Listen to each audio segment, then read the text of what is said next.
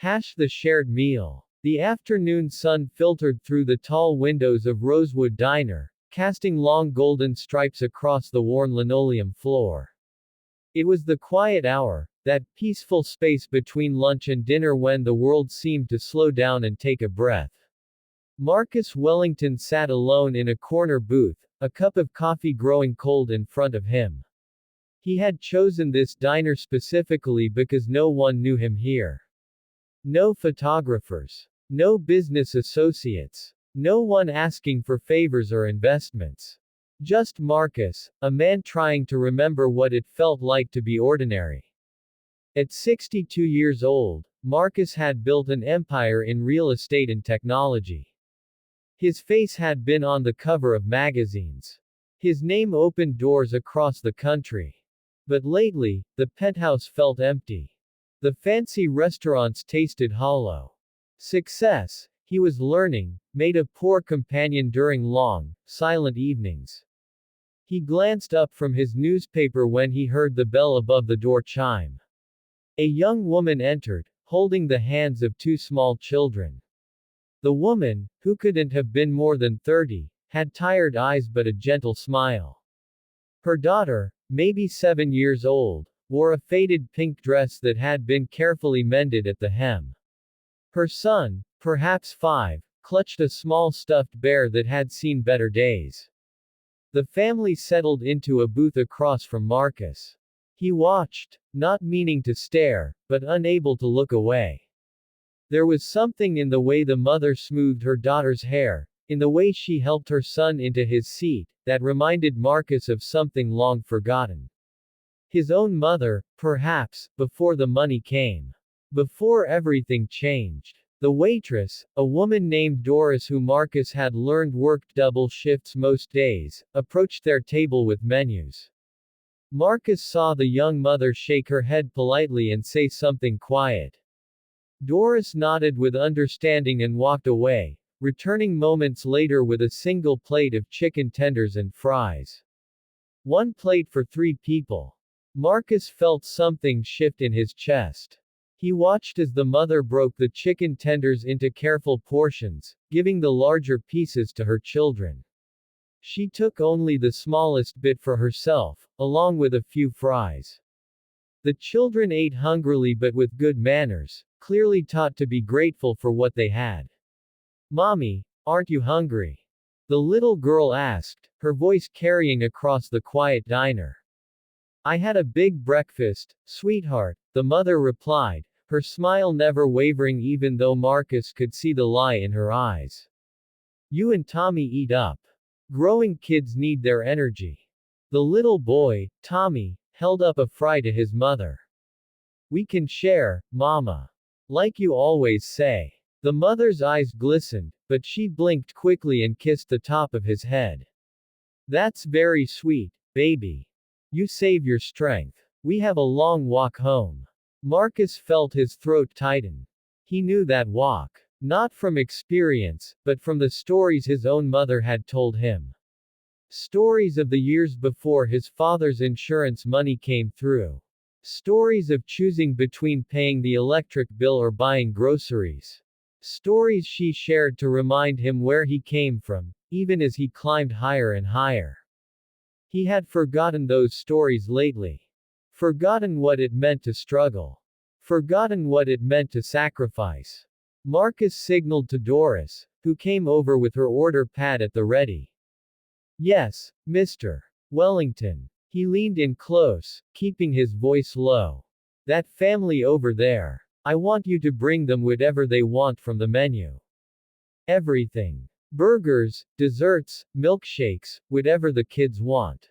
But don't tell them it's from me." Doris smiled, but it was a knowing smile. "They're proud folks, Mr. Wellington." The mom, her name's Sarah. She comes in once a month, always orders just enough for the kids to share. Never asks for handouts. "Then make it seem like a mistake," Marcus said, pulling out his wallet.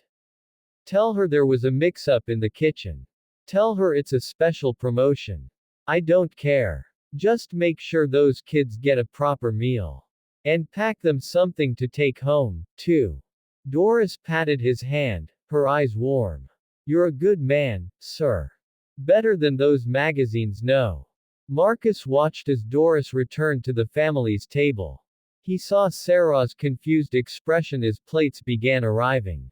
Burgers, fries, grilled cheese, chicken soup, apple pie with ice cream. Sarah tried to explain there had been a mistake, but Doris simply smiled and said something about a special going on, about meals that had already been paid for by the restaurant's monthly community program. It was a beautiful lie, told with such conviction that even Marcus almost believed it. The children's faces lit up like Christmas morning. Tommy clapped his hands together, and his sister actually squealed with delight. But it was Sarah's expression that broke Marcus's heart and mended it at the same time. She covered her mouth with both hands, tears streaming down her cheeks as she looked at the feast before them. Thank you, she whispered to Doris. Thank you so much. As the family ate together, really ate together, Marcus felt something he hadn't felt in years. Purpose. Connection. The simple, profound joy of making someone's burden a little lighter. He left $1,000 under his coffee cup for Doris, along with a note asking her to help the family however she could. Then he slipped out of the diner before anyone could make a fuss. But Marcus Wellington didn't stop there. That evening, back in his office high above the city, he made a phone call. Then another. Then another. By midnight, he had established a foundation, something he should have done years ago. It would provide meals, clothing, and opportunities for struggling families. It would be called the shared table, after what he had witnessed that afternoon. 3 months later, Marcus returned to Rosewood Diner. He wanted to see if Doris knew how the family was doing. But when he walked in, he stopped in his tracks. There was Sarah, wearing a waitress uniform, her hair pulled back in a neat ponytail. She was smiling, really smiling, as she poured coffee for customers. When she saw Marcus, she walked over to his booth. You're him, aren't you? She said softly. Doris told me. Not right away, but eventually. Marcus felt his face flush. I just did what anyone would. No, Sarah interrupted gently. You did what someone with a good heart would do. Because of you, because of that one act of kindness, Doris hired me. She said she'd been needing help for months. The job gave me stability. It gave me hope. And that led to everything else. I found an apartment. The kids are thriving. We're going to be okay. She placed a cup of fresh coffee in front of him, her hand trembling slightly. You saw us when we were invisible.